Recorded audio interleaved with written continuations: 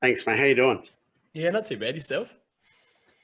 Not too bad, not too bad. Very good. So we last saw you, I think it was at the Full Tilt a couple of weeks ago. Yes, yeah, that would be right. The Yeah, Brisbane one, yeah. yeah. I shoved a couple of cameras in your face. It was good times. Very good. Yes, that would Yeah, be the one. yep. That's all. Yeah. Congrats on how you went over. Like, you Thank you, know, mate. we kind of went in. We wanted to make sure we got in before we started. Yes, yeah, that's right. Yeah, and so it's always that difficult situation when you're at a festival. You got to plan your day out. How'd the Yeah. day go for you guys? Like beyond the set? It was great. It was just a lovely day in general. I think it was really nice because we in January we did a Amity Affliction show up there, and they moved it from indoors to outdoors. So we kind of had full scope of just the field and the area, and we knew where everything was on the day. So it was really comfortable for us. It was like kind of like just heading back and knowing where everything is. It's just Yeah, nice and comforting. But yeah, the day was just executed so well, and we had a great time. And just it was like really terrific day on all ends. Like all our friends were playing too, so we got to catch up and everyone, and got to meet some new people that we hadn't really properly crossed paths with before too, which was really nice. So yeah, came yeah, out all 5 stars experience. yeah. Festivals are like that high school reunion you didn't sort of expect to have every time you go to one. Yeah, for real. Was there a surprise packet for you on the day? Oh, surprise packet for me on the day. I want to say, look, it's not really a surprise for me because every time I do see them live, it just sort of like ups me like one more level that I thought they couldn't go, and it's Alpha Wolf. And yeah, like I think just coming off their US tour, they just bought it. Like you could Yeah, tell that they'd been playing like 40 nights in a row and have just rocked up in Australia to just do an extra one on top of it, and they absolutely smashed it. And yeah, we were all thoroughly impressed. And I think just in that stage, in that room, because it was such a cool vibe all day yeah, in the ballroom, and yeah, the whole limited capacity thing in that room was it added a bit to it. I think like a bit of FOMO if you couldn't get yeah, in there, and a bit of eagerness to like get to the front. So yeah, that was really cool, I yeah. reckon. I actually watched that. I think it was the lineup for you guys and for Oh, Alpha true. Wolf. Like we were Yeah, walking in yeah. from outside, and there was just Devo people everywhere. We saw it in Melbourne Full Tilt at before Thornhill set, and it was like a tent vibe, so you could kind of see outside from the stage. So Yep. Thornhill could see this line outside while they were playing. So I think that would have added a bit to it too. Yeah, I remember like walking out after shooting your first three, and the security going, one person can go in, and it was like a chick with like six of her mates, and she sort of had to go, suckers, you're on your own. I mean, That's the best. it was great. So the EP was Yes. April 29. It came out, Yeah. volume 2. Volume 2. That's the Is one, there? baby. How do we prepare? Do we go volume 3, 4, 5, or do we go for a full length, or where do So you see it? we at the start of the process we capped it. So we set a number that we wanted to build towards, and we kind of planned out something special for each release. And yeah, we kind of have just set our minds on it for now. I won't spoil anything, but there is another one in the works at the moment. I guess the best part about this process was we kind of like as soon as we release one, we would head in to track the next one that we've been writing. Well, I guess that one came out. So we're currently in the studio for EP number 3.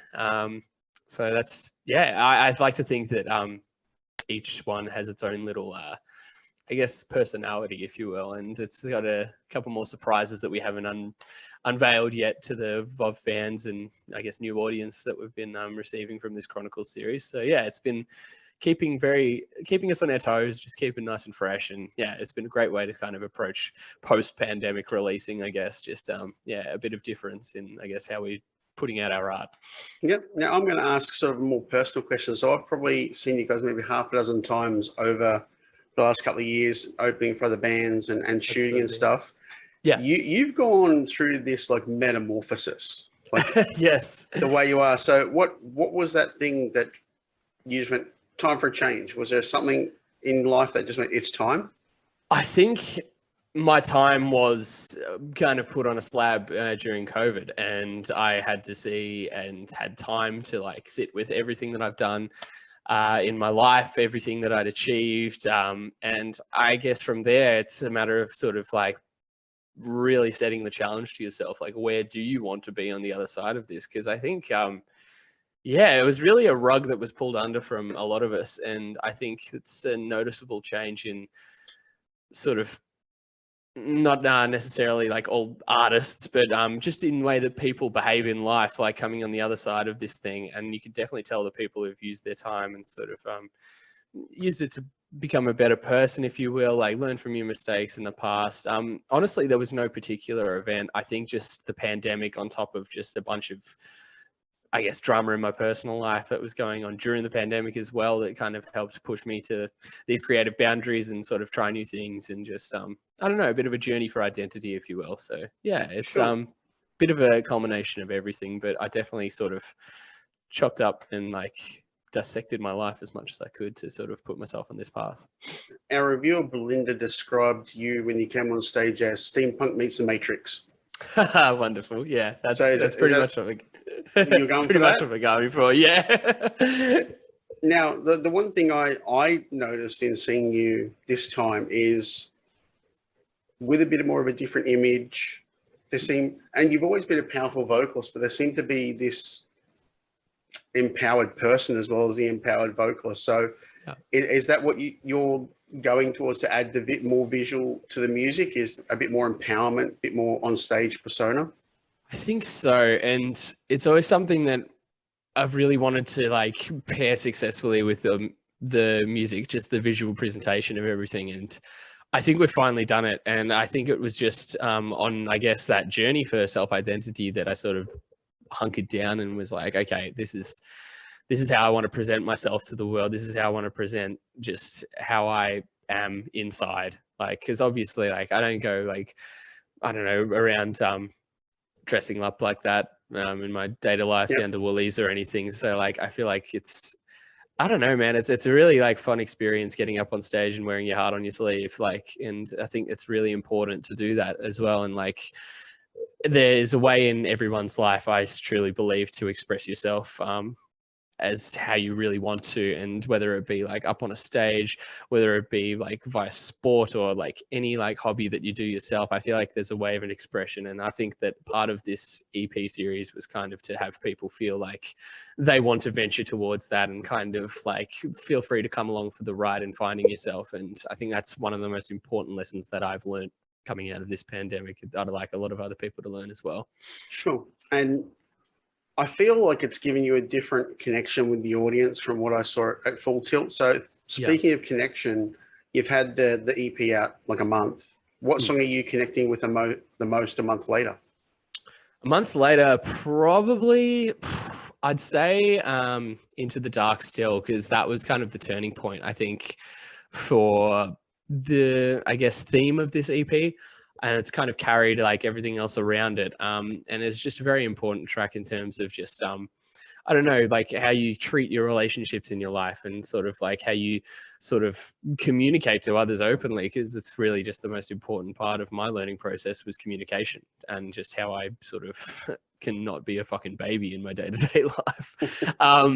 And that's pretty much down to the tell of it. But yeah, I think that Into the Dark still remains probably like my personal favorite, and just there's a special meaning to it for me. And yeah, I think it will stay that way for quite a while. Is it hard when you get feedback? So certain songs mean something to you as the writer. Have you ever had someone come up to you and go, oh, this song means this to me, and it was the complete polar opposite to what you thought of when you were writing it? Yeah, I have had that. And I do enjoy the idea that it's like something's open for interpretation. I think like our previous album, Hyper Days, was just like a giant ball of negativity that was very open for any sort of interpretation. It was very like personal centric, but like I don't know, like it was free for people to take anything from it and sort of put it in their own light. But yeah, it is a weird one when you like put a specific message behind a track and it kind of gets received like in a way that's different. But honestly, like that's music. Like it's all going to get interpreted differently at the end of the day. So I guess I signed up for that as soon as I started writing it. Now, thinking when the band started, like almost 10 years ago now, and how social media has now influenced the industry so much, if you could go back 10 years ago and go, get on this, what would it be? Jeez. Loaded question. I like, as much as it pains me to say, it would probably be like this, just TikTok. Like, I think, man, it's just fucking crazy, isn't it? Like, I think that's just how people are presenting things now. Like, attention spans have just gone out the window, and if you don't have them in 5 seconds, then you haven't got them at all. So I think that if that sort of, I don't know, sugar-coated content were to arrive a bit earlier than it did, there would be a lot of shifts in the way that certain artists would have like perhaps taken off a lot earlier or vice versa. But yeah, it's all about timing, man. Like, it's crazy to look at these things in perspective, huh? And when you think about things like TikTok and going live and stuff like that, if you're up on stage, how do you feel when you look down and see a row of phones? Like, seriously. Honestly, it's a weird one. I mean, because I'm a sucker for like finishing up a show and we get to accommodation or whatever, and I pull up the socials, and then I see all this Instagram footage, and I sort of just look back on the day, and I'm like, fuck, that was really nice. Like, such a great experience, and I could just drown myself in all these videos. It's such brilliant convenience. But at the same time, it has to detract like from like that individual at the show's experience. Like, I personally, when I go to shows, I'm just all attention, all eyes forward. Like, if it's a special part, I'll whip up the phone for maybe 30 seconds at the max, and that's that. But yeah, it's a bit of a crazy way to look at things, isn't it? And you don't see like, long gone are the worlds of like lighters being waved around. It's now the cell phone lights. Like, you'd hate to see what's next. We're at the total opposite of what we normally cover. We're at Guy Sebastian on Saturday night. And literally, sea of light. Yeah, I reckon if there was anyone with a lighter in there, they would have got booed out of the place, like, for not being like environmentally friendly or something. Yeah, like, there's just phones everywhere. It was great. It was great to see a full arena. Don't get me wrong. 100%. Yeah. Yeah, but like, as someone that gets to sneak past that little velvet rope of the front row with his camera, it's funny when I turn around and there's nothing but like lenses looking at me. It's nuts, isn't it? Like, yeah, it is a weird experience, honestly. It is kind of like cool when you see it pulled off well, but yeah, at the same time, it's just so bizarre that that's an entire show. Some people have it up the whole time, and it's just, blows my mind. There was a person during your set that was back at the soundboard with a gimbal. Oh, the whole thing on the phone. On the gimbal. It was fantastic. I loved it. Oh, that's great. What's the craziest thing you've seen from the stage? That is bizarre. I mean, like, I guess nudity comes to mind at first, but like, there's got to be something more. I think, like, I honestly, like, whenever I see like someone perhaps in a wheelchair or like a motorized scooter or such getting lifted up by the crowd, I'm always like blown away by that, because one, the absolute balls of this person to be up there and like getting amongst it, and number two, I think just it's so awesome, the inclusivity of it all, and like no one misses out, and they're still taking care of this person like that's up there and making sure that they're not falling. But whenever I see that, it kind of like basically, don't drop, like sort of sitch. But I think that's probably like, that's more up there of a special moment as well, because you do love to see that sort of thing, and it's really nice just to feel that sort of like welcoming like presence in the room. Yeah. Now, presentation is important when it comes to bands that put out, especially EPs, because I think you've only got a certain amount of time on an EP, so you really can't have any filler, whereas on a full-length album, you sometimes go, we'll just toss that one on, we need the extra song. That's it. When it comes to presenting EP live, have you guys tried to think about doing front to backs in succession? Yeah, it's an interesting one, isn't it? Like, I love that idea. And I think you need to get to a certain stage, because we did it right before the pandemic with the album Hyper Days that we dropped a while back. And it was great. And it was really fun, like, for us. And I think people did like find it a cool gimmick.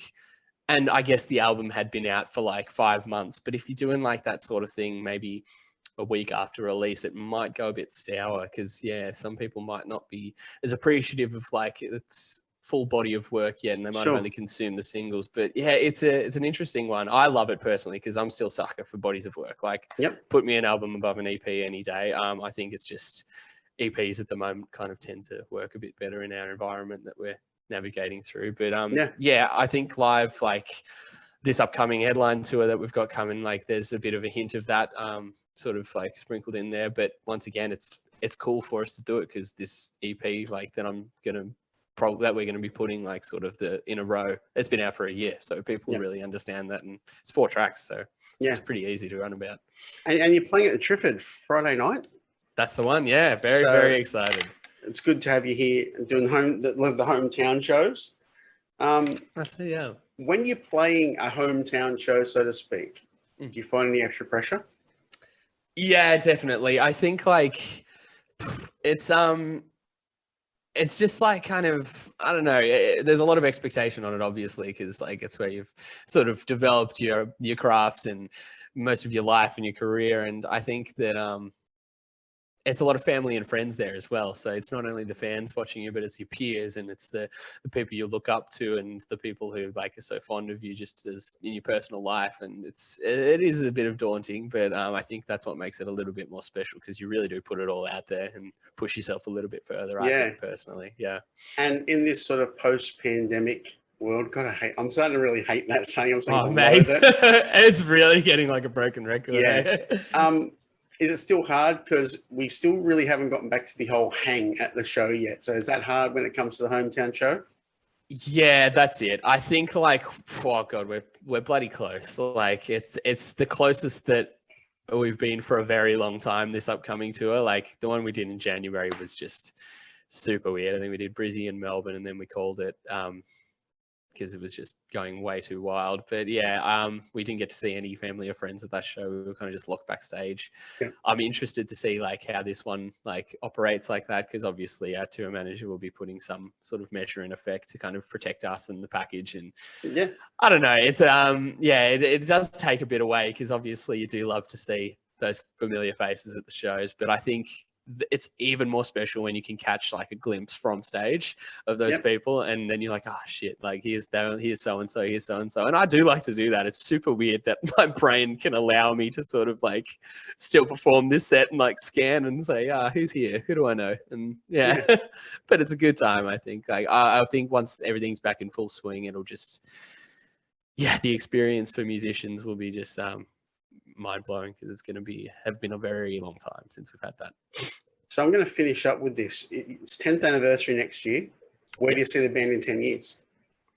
Jeez, that is fucking Had to do it, dude. Had to do it. I know. I honestly don't know, but with my new attitude, like I'm kind of taking each, like, it sucks like wording it like this, but each result as just like I'm really stopping to smell the flowers post-pandemic. And I think continuing on in this way, it's going to be a very fruitful like future, because I think it's just driving me towards even bigger goals and like bigger ideas, and actually stopping for a hot minute and actually enjoying what you do, and like realizing that you are enjoying what you do is so important. Because before pandemic, whether it be like we were too busy or we were just kind of had our brains switched on the wrong setting, it just wasn't quite hitting for us. And I think it really translated through our presentation of our art. It wasn't quite getting across the line. And I think now it's a completely different story. And I think it's really clear when you can tell someone's really switched it. And I think if that's the way that we keep going for the next 10 years, then I'm very happy, because I'm going to keep seeing this. Awesome, mate. Congrats on the EP. It's great. Congrats on the set at Full Tilt, and everyone needs to get to the Triffid Friday night and just get absolutely flogged. Amazing. Awesome. Thank you so much for having me, mate. Have a good one. See ya. Catch ya.